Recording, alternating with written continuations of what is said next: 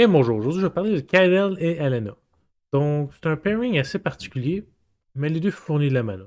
Il y en a un qui est basé sur le nombre de cartes que tu piges, l'autre sur le power. J'ai généralement, quand je finis de faire en tant que tel mes decks ou préparer mes vidéos, je check après ça sur EDHREC, savoir s'il y aurait des aspects que j'aurais oubliés. Comme par exemple, j'aurais quasiment oublié de faire garder sa mana. Ben, curieusement, ce pairing-là n'existait même pas sur le Shrek. Donc, on voit que c'est un pairing très peu utilisé, donc c'est relativement original. Puis c'est un deck d'Hydra. Donc, ça se prend relativement bien. On ne peut pas s'attendre non plus à un deck overpower, ça a été un 6, maximum 7. Donc, ça va décoller des préconstruits. Mais un deck légèrement optimisé, je pense pas que ça va faire la job. Mais ça va être relativement. Ça va bien se battre. Puis si c'est relativement résistant. Pour le simple fait que Kydel demande de faire beaucoup de draps. On va avoir un deck avec beaucoup de draps. Donc des draps expel. Comme j'ai dit, c'est un squelette de deck. Donc le deck n'est pas complet. C'est tout simplement des idéologies de comment que le deck devrait fonctionner. Comme par exemple dans la section RAM, j'ai des Lotus Cobra. Quand que peut-être à la place, je devrais mettre plus de Untap Target Creature, Untap Target Permanent Effect. Donc, il y a certains playtesting qui n'ont pas encore été fait à 100%, mais corriger un deck à 100% peut prendre 40, 50 games. Je ne voulais pas investir autant de temps tout simplement dedans. Veuillez noter que c'est facile de faire des combos infinis. Avec le bleu, là, c'est facile de taper, des tapes. Mon but, c'est pas faire ça. Mon but, c'est avoir une game relativement le fun. Parce que juste avoir infini mana, il n'y a aucun plaisir à voir ça. Là. Donc, je vais débuter. On commence par le bas de plate, les doublings. Il n'y a rien d'extraordinaire là-dedans. C'est juste des affaires qui doublent des affaires. La seule affaire qui est vraiment particulière à ce deck-là, je dirais, c'est Unbound Flourishing, qui fait juste augmenter tes expels, puis on va l'utiliser à 100%, croyez-moi. Maintenant, on va dans les chunkers. Gigantoplast n'est pas nécessairement un chunker en tant que tel, mais ça te permet de réutiliser n'importe qui et de filtrer ta mana, puis la mana de faire quelque chose d'utile. On regarde des créatures comme Galta Primal Hunger, qui va coûter pas cher, qui va pouvoir trigger en tant que tel Alena. Puis Alena va pouvoir utiliser sa mana pour piger des cartes. Puis en pigeant des cartes, tu vas pouvoir trigger Kydel. Fait que c'est un deck justement une bonne synergie qui est basée autour de ses commanders, mais qui va quand même fonctionner sans ses commanders. Il y a beaucoup plus que juste Galta.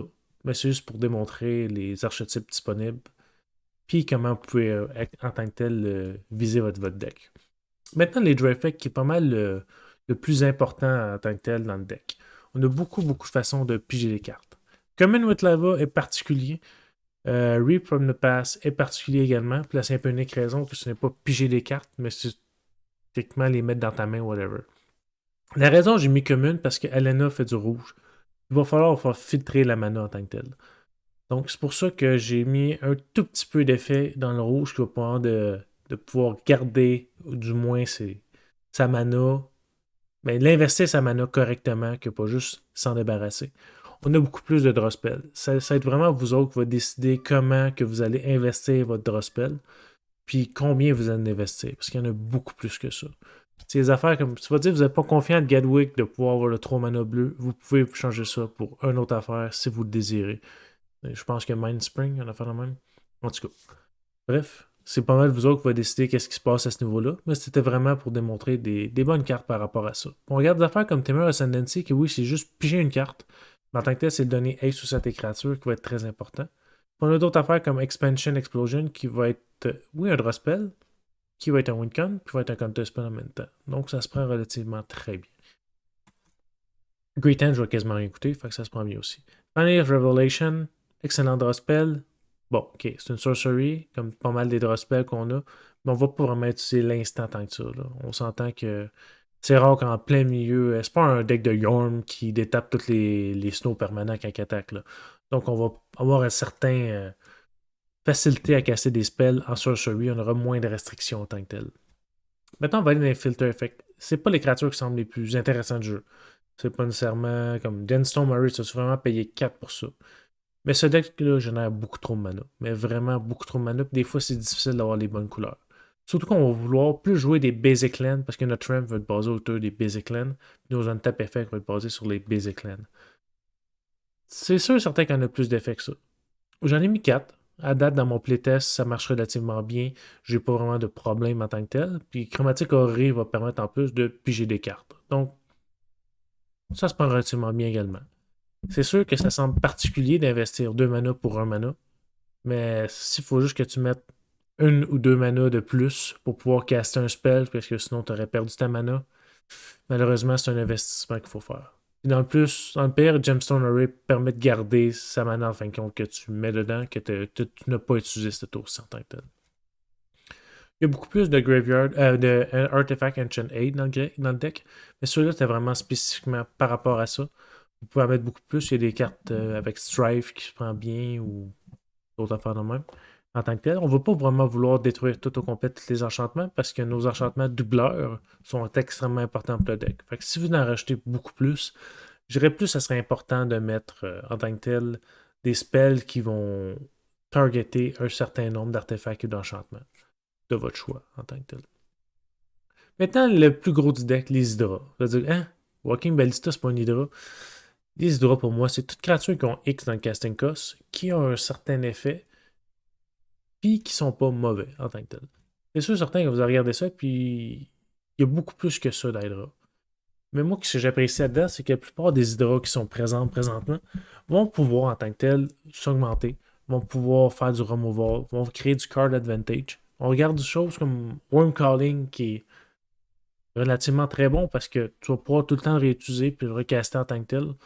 Donc, on regarde en tant que tel un deck qui va pouvoir fonctionner, qui n'aura pas juste des hydras pour avoir des patates. Parce qu'une patate qui fait rien, ne sert absolument à rien. Je vais avoir un million, 1 million, s'il n'y a pas de trample, ça fait pas d'effet. Je trouve ça useless dans mon deck. Naturellement, il y a beaucoup plus d'hydras que ça. C'est à vous de penser que vous en mettre plus ou moins. Mais on a tellement de draws effets, on a tellement de façons de récupérer du graveyard que je pense pas que c'est nécessaire d'avoir vraiment plus en tant que tel. Mais c'est une belle collection d'hydras.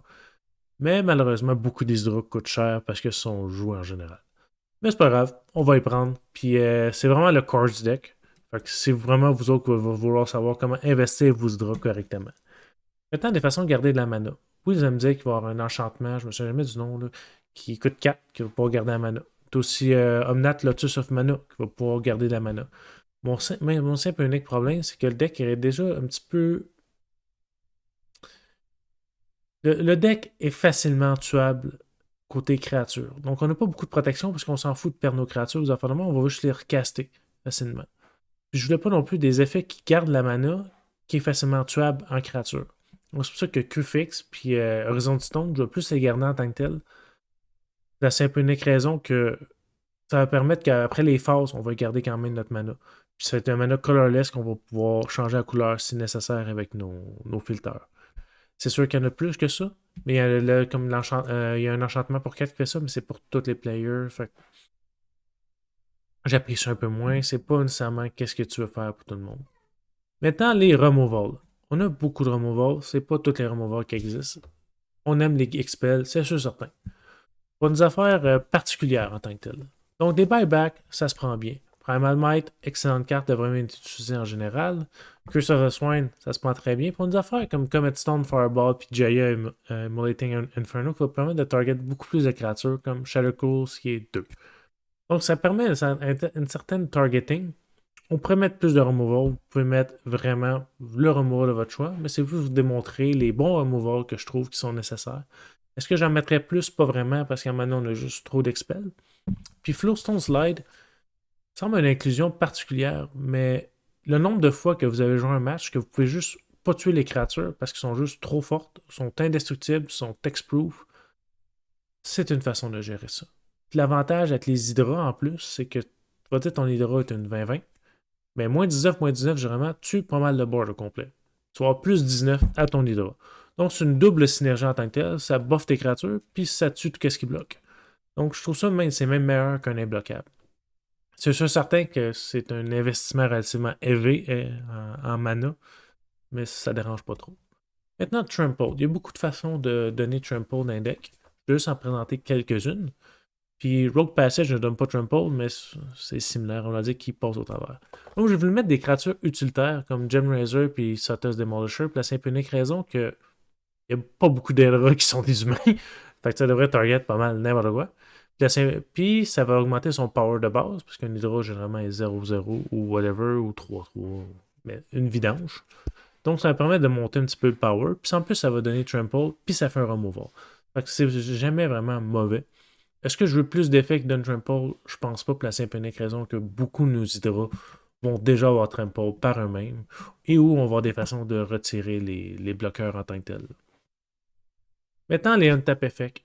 Oui, je sais, Staff of Domination, c'est facile à l'infini. Quand que je joue ce type de carte-là, ma règle personnelle, c'est une fois chacune des effets.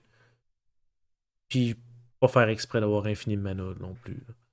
Donc, c'est pas mal vous autres quand vous voyez ça. Il y a beaucoup d'effets qui permettent de taper Umbra Umbra. En tout cas, là, Crab Umbra, excusez-moi. Il y a plein de petites affaires de même qui vont permettre de taper facilement tes créatures. Ça va facilement à combo infini. Je veux pas vraiment m'embarquer là-dedans. Mais si vous avez une règle maison par rapport à ça, faites-vous plaisir. Donc, on regarde une certaine collection de cartes qui va détaper un permanent et ou qui va permettre la réutilisation de notre tap effect de notre commander. C'est le ramp numéro 1 en tant que tel, pour la simple et unique raison que généralement tu dois taper un land ou ton commander. Fait que ça se prend relativement bien. On regarde des fois comme Kera Behemoth qui va piger de la carte. Encore bon. Puis Syrian Wisp ne semble pas très bon dans ce deck-là. La simple et unique raison que tu peux permettre de réutiliser la créature puis tu cantrips en plus. Ça se prend relativement bien. Maintenant, les ramp effects. On a beaucoup de ramp effects par rapport au Expel. On essaie de pas trop en mettre. La simple et unique raison, c'est que nos ramps sont early on pour te rendre en tant que tel à tes créatures. Donc, je me vois pas essayer de faire des Expel pour pouvoir ramper. Fait que j'essaie d'en mettre le minimum. Comme Animus Awakening, excellente carte. Excellente carte. On la garde, il n'y a aucun problème à ce niveau-là. C'est juste le fait que je veux pas non plus que la carte, que j'aille trop de ramp dédié à quand j'ai déjà un board. On peut pas vivre dans Magic Christmas Land. On a une certaine affaire qui est comme les mana réflexion qui va doubler les mana produits par nos commanders. On a beaucoup de basic land. Donc Early Harvest qui permet de taper tous les basic land est une très bonne carte dans notre deck. Everflow Calice, pour 2, c'est correct, c'est un mana rock un tour bien normal. Ça veut dire qu'on a de la mana qui sert à rien, est encore meilleur en tant que tel. Donc, on va voir aussi également les cultivés que de Maurice de ce monde. C'est pas nécessairement ce qu'il y a de plus incroyable, mais ça se prend bien. On regarde d'autres petites affaires qui permettent de ramper comme Explore, qui va juste piger une carte, puis après ça, mettre un lens supplémentaire de notre main. Donc, on veut ce genre d'effet-là. Il y en a d'autres. Il y en a d'autres effets. Je me souviens jamais du nom du bleu-vert qui existe par rapport à ça de m'affaire en instant. Donc, c'est certains effets qu'on va apprécier parce qu'il va buffer ton premier commander côté mana production. On regarde des affaires comme Migration Path, qui n'est pas nécessairement excellente comme carte. Il y a beaucoup de Crash Claim, qui est des affaires de même, qui est vraiment meilleur. Mais c'est juste le cycling qui est important pour moi, parce qu'à un moment donné, on veut pouvoir filtrer notre mana de marde, ou filtrer en tant que tel, nos draps. C'est pour ça que j'ai mis Adrian Archive et Mindstone, puis Commander Sphere et Hurt Warden, qui vont permettre nécessairement de vouloir gaspiller tes mana colorless pour pouvoir faire le coup de plus utile avec. Celle-là, excellente carte en tant que telle, ça me surprendrait qu'elle ne trigger pas. Donc c'est un draw effect et un ramp effect, c'est pas bien. Roshan Midir, c'est pas la meilleure carte, même je le retirais du deck. Mais c'est juste, elle imprime vraiment l'effet de Expel. Fait que j'ai voulu la mettre plus thématique plus que d'autres choses. Pour regarder des affaires comme Lotus Cobra, comme que je disais tantôt, que je préférais peut-être mettre des untap effects un peu plus à la place. Fait que c'est pas mal le squelette du deck.